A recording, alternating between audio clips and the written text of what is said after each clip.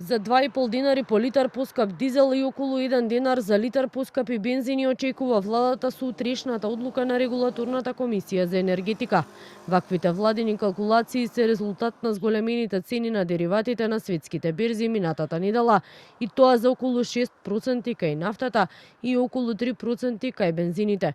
Премиерот Христијан Мицкоски вели крајната одлука сепак ќе ја донесе регулаторна, но дури и да има ново зголемување на цените на дериватите, со утрешната одлука земјава останува со најниски цени во регионот и пошироко. Врз основа на нашите калкулации имаме зголемување во текот на минатата седмица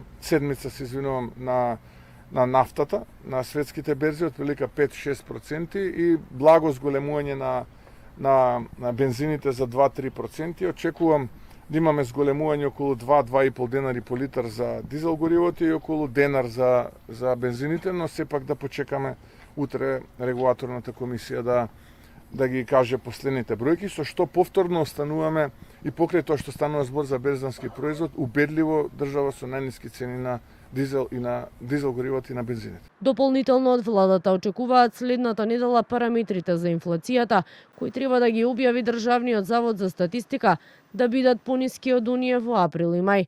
Поради војната на Блискиот исток и растот на цените на нафтените деривати, инфлацијата во земјава во април порасна на 5,7%, додека во мај по стабилизацијата на ситуацијата инфлацијата падна на 4,8%.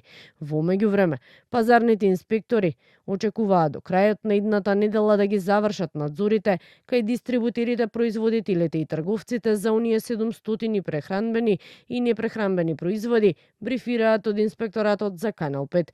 Директорот Стојковски вели, со анализата се прави споредба на цените на истите тие 700 производи годинава со истиот период лани. Проверката на сите фактури од увоз до рафт ќе треба да покаже каде и дали имало неоправдано зголемување на цените.